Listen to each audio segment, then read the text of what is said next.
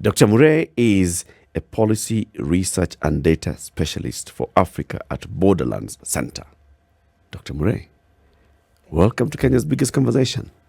Thank you very much. Happy to be here today. Yes, and Happy New Year. You know, we are saying Happy New Year between the 1st of January until... June 17th. Why 17th? Because it just sounds nice. No, until the end of the financial year.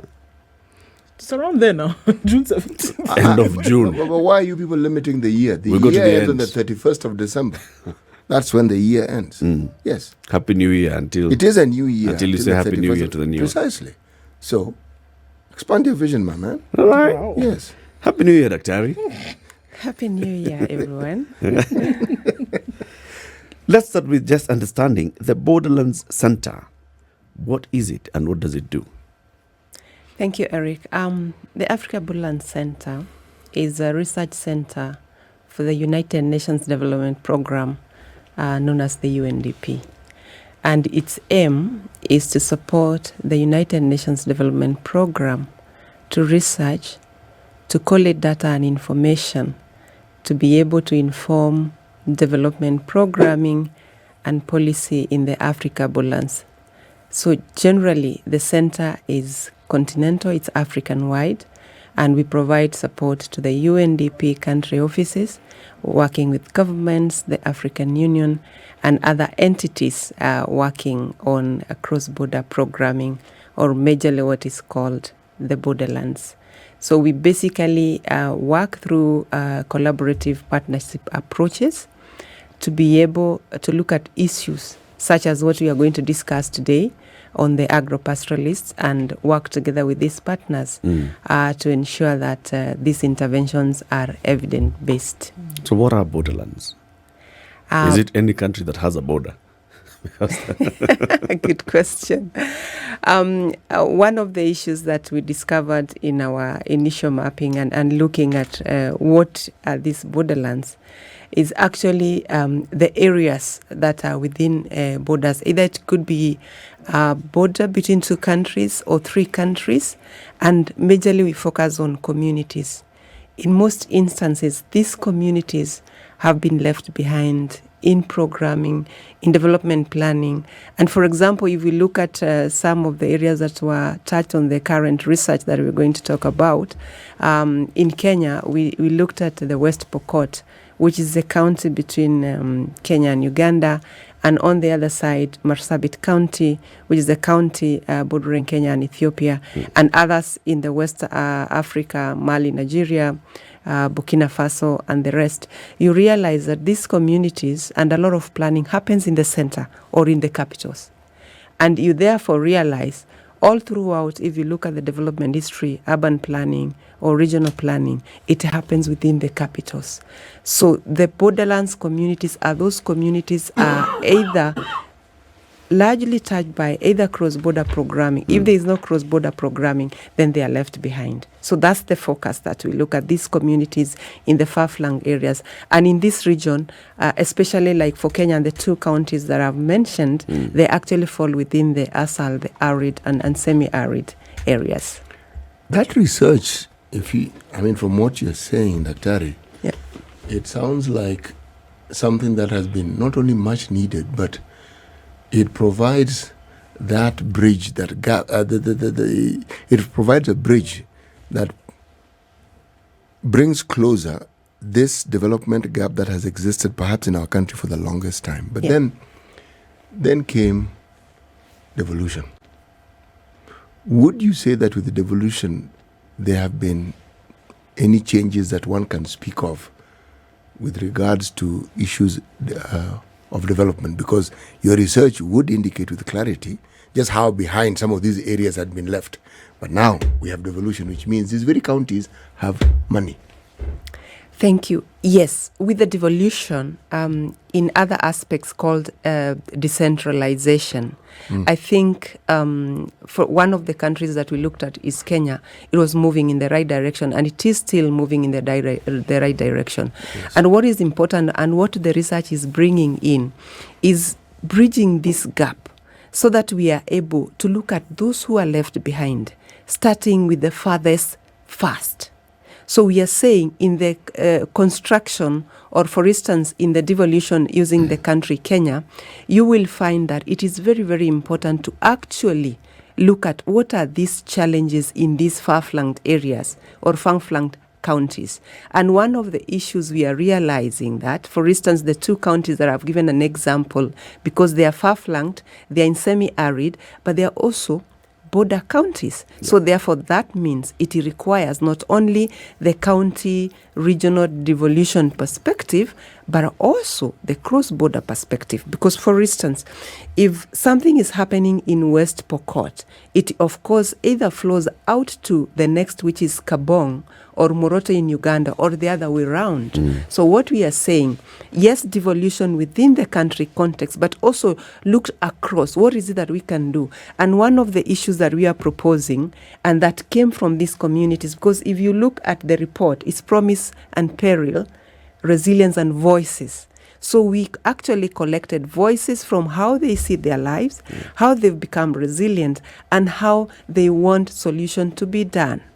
And they are saying, for instance, if we want to improve the lives of agro-pastoralists, support us to do more cross-border trade.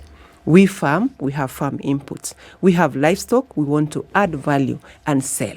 So we are therefore saying with this devolution within the country, yes, but also allow us to be able to trade what we have, to be able to add value, and therefore build our resilience. So the report is called the Africa Borderlands Report. Talking about just these two communities that we can relate with, community in West Pokot, community in Marsabit. Yes. Agro-pastoralists. Yes. Which means that they are pastoralists, they are keeping livestock, and they are also farming. Yes. So this is who these communities are. Yes. What have you found as the main challenges that they face, but also start with the main opportunities that you see here, and what you can say these are success stories from what they've gone through? Promise and resilience and voices. No, promise and peril, resilience and voices. Thank you. I think, Erica, I'll start with the opportunities. One, from our own mapping, it's an estimated that over 270 million people live in these borderlands, including these two that we've mentioned. 270 million people. In Africa. In Africa. Okay. Yes, including these two areas, yes. and even the 8 countries that we recite about. Apart from them being faced by the challenges of drought, lack of water, and the climate related, these communities have their own way of the resilience. They have ways of adapting. One of the issues they are saying that the natural resources that is available to be shared is an opportunity. But because of the change of the climate, it's dwindling. One thing, pasture and water. Yep. So therefore they have to cross. And when they cross, if they are livestock, they're either trampling on crops and there is conflict. Or they all running to this hardly found resource, which is pasture and water, therefore conflict. Yep. But they are saying, the little we have, the indigenous knowledge that we have, if we can be helped to build on this, we can thrive. And one of the propositions we are actually proposing from the UNDP Africa Borderlands Center is what we call the area-based portfolio approach. So that in this area-based portfolio approach, you take what is available there. You take the opportunity, for instance, is it water? Is it irrigation, so that they can be able to farm and they can be able to tender their livestock in a manner that is commensurate with good neighborliness and bring in the issue of social cohesion? And we are also saying to do this, since already they have a lot of resources, is it finances? So who are we going to partner with so that this area-based portfolio approach, looking at the vertical and the horizontal, and the horizontal actually is the neighborliness within the county and across the border, and to be able to help them ensure that this happens. So we are therefore saying, looking at this area-based portfolio approach, resource mobilizing with private sector and in make sure that we attract finances here and investment. We are therefore saying these people can be able to adopt another change of life and build their resilience. So we are therefore saying also issues of social cohesion, issues of peace building would be very, very crucial levers to this. Okay. To whom do these people belong? And I think that's also probably a crucial thing when we're talking about then who protects them, and then under whose ambit then do they fall when it comes to rights. So somebody who lives along the borderlands, who claims them and then who takes care of them? Or rather, from whom do they demand as nations? From whom do they demand? Thank you. From who do they demand accountability? Within the context of a government, for instance, Kenya, it has its own way of managing national government and the county government. So therefore, this in West Pokot, the communities that were interviewed, actually they look up to, at the local level, the county government of West Pokot. But also you will find that the national government has a responsibility to provide the national duties and accountability mechanism. So that is what they look up to. But also they are saying, if you look at the report, they've also gotten service delivery from non-governmental organizations, from faith-based and others. So as communities, they look at government, they look at county government, but they also look at other partners and other friends, including the United Nations and other non-governmental organizations that have provided support. So we are therefore saying, and going back to the aim of this research, we called it the collaborative action research for development. My friends in the office lab, and sometimes I call it we cared, collaborative action research for development. Why? Because all the stakeholders, we're going to work together, and that's why we are here today, to share this message and to invite all partners to look at the recommendations from the report. If you can work with the United Nations, if you can work with the government, the national government or the county government or the regional government, for instance, even the IGAD, the African Union, the East African Community, if you can pick one thing and say, colleagues, partners, these communities have been left behind. I want to work with you to ensure that we are collaborating and we are filling this space and taking the opportunity, because the communities gave us their story. They've spoken to us, and we are actually going to work together with them and also coalesce. They gave us a list of the people they are working in different regions of Africa to be able to craft these area-based portfolio approaches and therefore help them continue improving their resilience and adaptability. You know, I see one big problem. Yes, Eric. And this is the most important stakeholder or partner. Yes. Government. Yes. These are areas that have been marginalized by government, either by direct policy or by indirect policy. Okay? And even today, as we speak, the way you're saying, they are facing these challenges. These are counties that are also, like, recently, currently they're facing drought. Recently they had locust and all this. But the way the government responds to their issues tells you that the government does not really put in as much effort as it ought to be putting. For IGAD to come in, for the UN to come in, for other development partners to come in, for even faith-based organizations and local civil society organizations to participate, the government needs to take the lead. So the government is a critical stakeholder here. And yet the government has had ministries that deal with regional development since Kibaki days. Even today, the William Ruto administration has a ministry that is dealing with East African and regional development. But you don't feel the presence of national government spearheading all these activities that are needed. What does the report recommend, or what do you see as the best way to make the government act and treat these people as their people? Oh, thank you, Eric. I think one of the recommendations from the report, and basically lifting the voices from the communities, they appreciate that there are some services that have been delivered by different governments across Africa, and they would want to see more.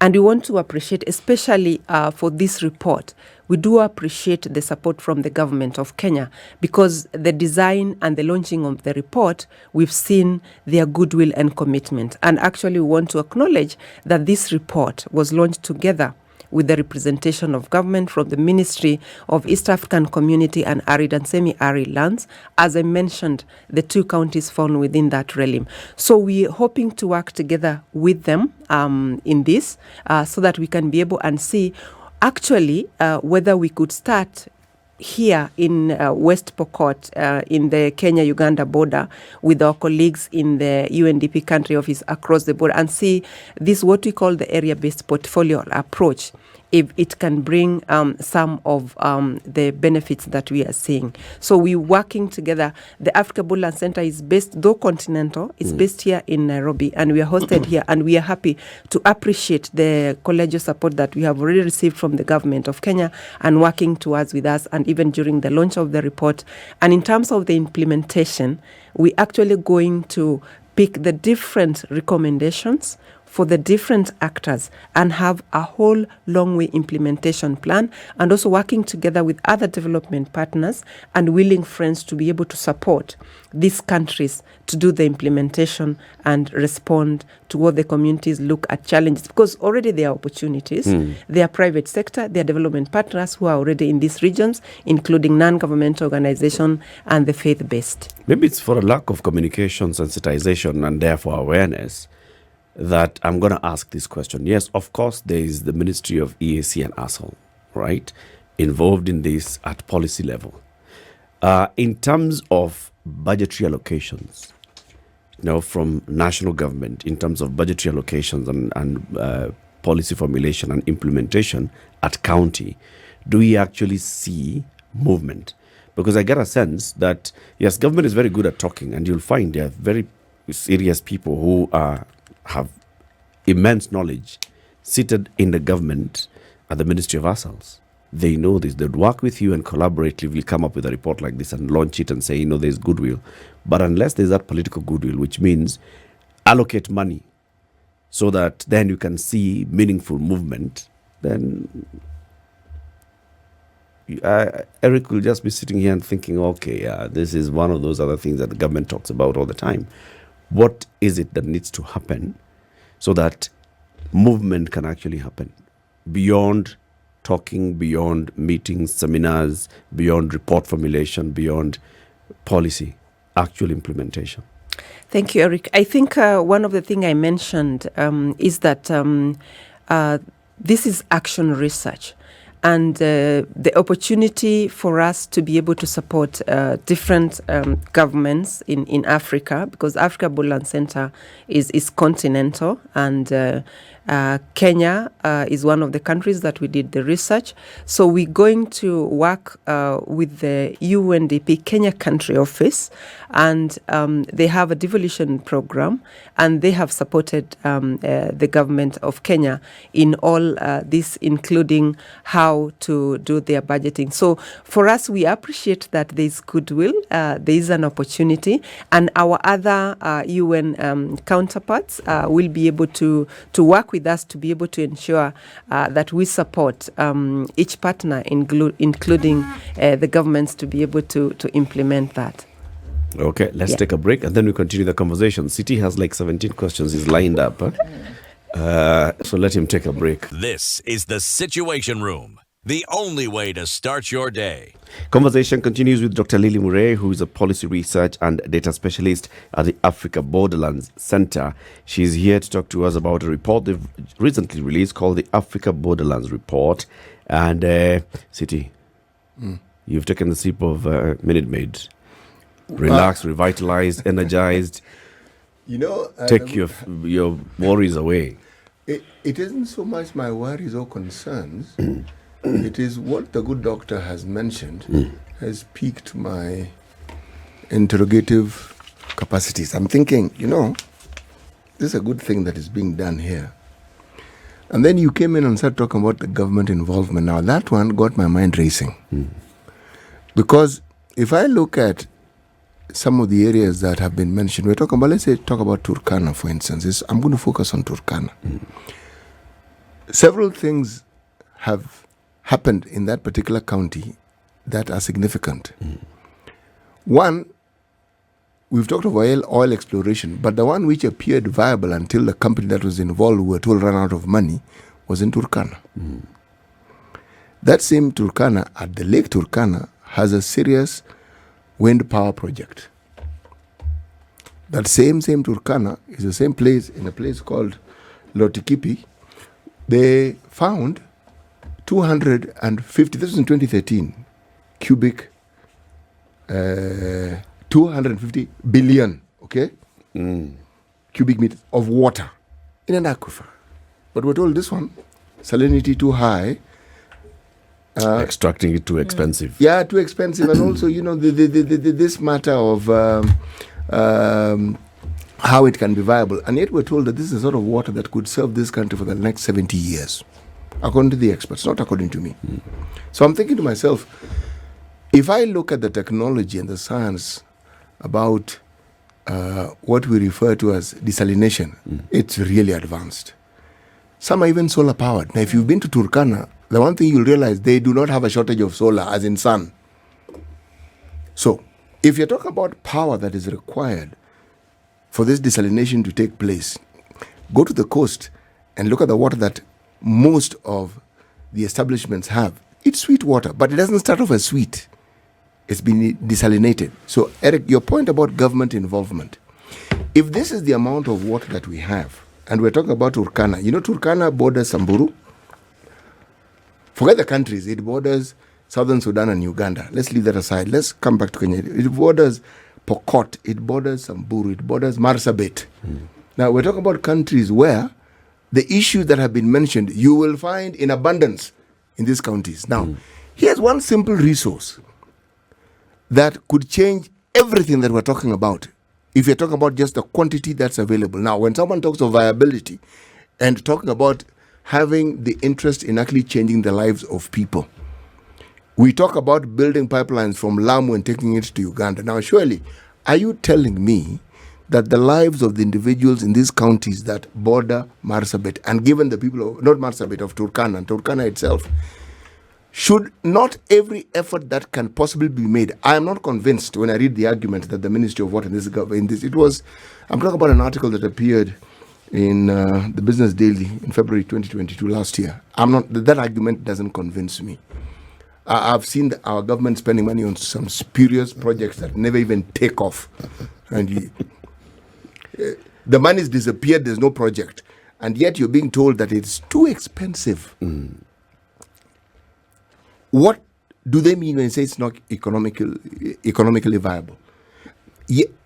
This one natural resource would change this conversation that we're having with the good doctor completely. This one resource. Ask her the question. Daktari, do you take government ministries on when it comes to what they're able to do and what they don't actually do given their ability?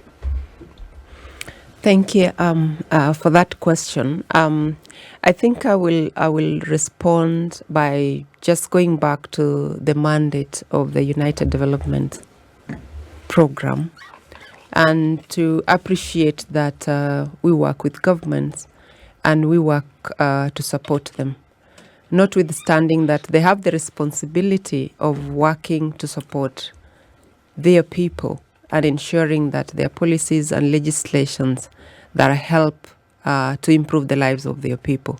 So I think for us, since there is an opportunity to provide and to work with them on development solutions in these areas where they were sampled by the research. Of course, we couldn't do the whole of Africa. We could actually even do the whole of Borderlands. It's just where the research were focused. But we are appreciating that there are lessons learned from other countries that can be borrowed. And with these spaces of collaboration, therefore, we can work to support them when they need help and when they ask. So I want to say that the example you've given for Turkana County and the natural resources that are available, I think is another opportunity to appreciate that in these borderlands areas, in these areas that are left behind, they are far-flanked, their resources is a matter of injecting new innovation, new technology, and see how these communities benefit. Yeah. How have these communities survived over time? If you look at the footprint, if we're looking at the African continent, looking at Kenya and the border communities in Kenya, looking at West Africa, border communities of Nigeria, Mali, etc. Yeah. How do they survive? Because I feel as though there's a sense of being lost as these communities, not really sure where they belong. There are those that border within the country, and then there are those that border internationally. I think of the Hausa people of Nigeria. I think of the Hausa people of Mali. I think of the Hausa people of Niger. Niger, yeah. So how have they survived before the intervention of organizations who then, I'm assuming, push governments to then operate in a certain manner? What has the survival mechanism been historically? Thank you. Historically, these communities, in the first place, they don't know physical borders. Because one of the things that they told us that have really helped them to live is family and trade. And because family, as you've mentioned, the Hausa in that Nigeria, Niger, and Mali triangle, people have intermarried. People still move either because of weddings or other ceremonies. So that anchor, one of the things they said is family. The other thing that they said is their anchor is this being able to cross the border for family or to trade. And also, it cautions them with this drought and these climate impactive shocks. They fall back to the families across the border. And if you look at the report, I think it was over 60% that they said they supported. So that's their base. That's the fallback is family and being able to cross to the border either for this family-related or trade. So they are therefore saying, this is our way of life. If we have one aspect as a farmer, if I'm a livestock herder, if I can be supported to ensure that whatever the asset base that I have, I can be able to rebuild it, especially for those who've been affected by this long, prolonged droughts, then we are saying we can also be able to help those who are across the border. So they are saying, instead of restricting us, we are not able to move, please enable. And this comes the issue of governments, including the regional governments. For that region, the ECOWAS should be able to help. For this other region, it could be the EAC and IGAD, to be able to facilitate and enable. Because as human beings, you know, if you restrict, then they will find ways of surviving. And we have seen, and from the research, is that there's a promise, because a lot of the youth in that area is promising, and they are the ones who will be able to be resilient. But if there is that gap, then you will find others getting into criminality, either banditry or what they call case rustling in some of these areas. So they are therefore saying, appreciating that there are these challenges, but we are also saying there is a way as families, as communities, we've been able to work together. And one of the issues they said is that we trade. Can we be helped to have markets that we can access? Markets that can facilitate our income and livelihoods. So I think these are some of the opportunities we are looking at. And for us, we are saying, if we bring this focus as a development solution and look at these areas, what is the key thing? Is it market? Is it finance? Is it value chain and value addition to the livestock products, to the crop products? Then we are therefore saying, then let's, as much as they are appreciating that there are no physical borders, but they are saying this space we are in is our space that we want to thrive. So we also want to support them, working with governments through the African Union and IGAD, ensure the horizontal and vertical cohesion is something that we support these communities with. Daktari. Yes. In the absence of research, one can actually not even move forward. So one cannot possibly doubt the importance of what you do. Now, but I have to ask this question. At the end of all the processes that you carry out, and with the goals you have in mind, what does success look like? When one looks at the research that has been undertaken, the time that has been taken, what would you need to look at in order to say that, here we've been successful? Here we've achieved what we set out to do? Thank you. I think success would look like this. That a Borderlands mother, youth, elderly, and the general community can say, In the last 2 years, we were not able to grow crops. We were not able to go to the market. But in 2024, in 2025, I can grow crops, I can go and trade, and I can comfortably relate with my neighbors in a more peaceful way. And they can say that their livelihood have actually improved. So the success will be, what are these interventions we are bringing? They should be interventions that actually speak to their needs. It is not something we are saying this is a must do. No, we look at the recommendation, they said. For instance, some of them, they do beekeeping, and they were saying a little bit of injection, we can be able to package and sell, and therefore I can be able to earn. So success would look that these aspirations that they have, this opportunity that they are saying, they just want an injection, a small push for them to realize and to get back on their feet. And because of COVID, some of these communities, when borders were closed, they could not trade. But they're saying now, with COVID going down and cross borders being open, if you can just inject market, finance for us, we'll be able to get back on our feet. That is the success we want to see. The success that we have supported them in what they see as the lines of livelihood to be able to thrive. That is the success we are looking at. I'm hearing government response. Success here is if the government reads this report and the government responds toward the people, because the report, like you're saying, the report contains the voices of the people. This is what we'd like. If we got this, we believe we can move, right? Even if the UNDP and other development partners came in and initiated the projects, there need to be sustainability, and that's where government comes in. Now, I hear government response, and I go back into the frustration that even CT was expressing here. Marsabit County has Africa's largest wind power plant. Okay? All that power is evacuated and brought to Suswa. These people are talking about value addition, electricity. They are talking about if Kenya has, if not the largest, the second or third largest stock of livestock. It's in these ASAL counties. Yes. Now, markets, getting into abattoirs, getting into processing, getting that meat out into... Surely, it only just needs government response. And that's why I know you work at research and you're listening to the people, and the people are saying, and you're producing the report, and you're saying, all right, government has also worked and they have listened and they're saying, yes, we agree that this would make sense. The next thing is just unlocking that government response.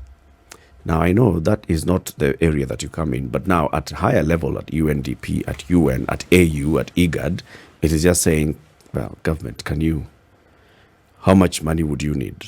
If it's X amount of money, we can inject the initial capital. And then you make sure that you guarantee sustainability for the community, for the benefit of the community, which is not community, it's for the benefit of your citizens. Okay, my question. Yes. The question. Go for it, Eric. Eric, swali limepotea kidogo. Yeah? Limepotea kidogo. I want to ask the question. Okay, ask. Yes? Are there, on this report, mechanisms? Okay, what are they called? Okay, are there mechanisms and implementation matrices that say this must happen by this time? Thank you, Eric. We couldn't put everything on the report. And I think I mentioned when I started that the design of this report was collaborative. So what we are doing now, and starting with today, we're going to have an implementation plan inbuilt with the various stakeholders. And you've ably mentioned some of them, the African Union, IGAD, ECOWAS in the West, EAC, And all governments, we're going to work with governments and in the 8 countries that are mentioned in the report. That is Kenya, Uganda, Ethiopia, South Sudan, Niger, Mali, and Burkina Faso, and Nigeria, and UNDP country offices in those regions. So in the implementation plan, we're going to put those specifics, and we're going to work. One of the things is to sensitize them about the recommendations of the report so that we work together in terms of the implementation and resource mobilizing for actually implementing. So in a separate document from this, we have that implementation matrix, and we've mapped out for the various stakeholders so that they can pick in a recommendation and see how they are going to work with that. So that is not part of this report, but it is what we call the post-launch report advocacy that we are going to work with the various stakeholders, including the private sector. Yeah, it's a unique community, and looking at communities which other development agendas then operate within. Usually it's to uplift a situation, or to change a situation, or to bring about something else. Here, we're not necessarily saying remove these people from this area, but and maybe you could advise on this, what we're saying as the end goal is to say that even as these people reside in these areas, eke out livelihoods, etc., what are we saying that ought to be the minimum irreducible standard that they should then inhabit as they live here? Because it's a different intervention from the way I see it. We're not trying to say provide water. We're not trying to say end gender-based violence. We're not trying to say uproot them. This is where they live. This is what they know. But what are we saying is the bare minimum in terms of a standard through which they should operate even as they live along these borders? I think before I respond to your question, I think just a bit of correction. One of the key issues that came up is actually GBV is on the increase in these areas. Okay. Mm-hmm. Yes. And therefore we are saying if you have to provide development solutions, you have also to look at why this GBV in these areas. And therefore, meaning that for any development solution, then you look at the most affected. And that minimum you're talking about, it all boils to all of them, whether it's women, youth, pastoralists, herders, is the issue of livelihood. And even humanly speaking for all of us, if you don't have anything for a livelihood to feed yourself, then you cannot even breathe. So we are therefore saying the bare minimum. Look at the options for these agro-pastoralists in this region. What is it that they are doing that they need support to be able to say that they have an income that supports their daily livelihood? And as I said, one of the issues that we've looked into is that because they are in marginal areas, because of the drought and other related climate shocks, they also cannot farm, they cannot contain their livestock. So one of the issue also, just to go back to your other issue, they said if water can be provided where they are, then that is one of the things they can do. So we are saying the bare minimum is looking at the options, because we did the research in 8 countries, cross-border areas, cross-border locations. There are unique, very specific things that these communities are doing, and they just need what I said, an injection to be able to thrive back and to have their livelihoods. So it's basically looking at what are these lively options that traditionally they'll be able to do, but they cannot because of these climate-related shocks and crises. You explained what you've done so well, and this report so well. I'm actually getting to think that what we're talking about here is what we call implementation science. So it's not just a question of, let's answer a few questions, conduct the research process, and then let's see what the findings are. No. You're going that extra step of ensuring that what you find is something that can be implemented, and so that it can become part of everyday practice for those people who are there. Yeah. And again, as Eric puts it, the government has to come in. What leverage does UNDP have to ensure that some of the things that they come up with actually get implemented? I'm using the word leverage because governments tend to have their own idea of what should happen and how it should happen, and sometimes it's contrary to what actually should happen. So now, as a world body and as a serious, strong agency with the power of the UN behind it, how do you ensure, in the most amicable way possible, get governments to actually implement or ensure that these things happen? Thank you. Just to go back to what you talked about, implementation science. Actually, for me as a researcher, I applied what we call the citizen science. And that's why the voices. And if you can look at the report, we also have the faces, because we wanted to show where are they. You elevate their voice, but also let them be seen and be heard. Give them centrality. Yes. Very important in terms of how the UN work with governments. In every country, there is a cooperation framework with the specific governments for that country.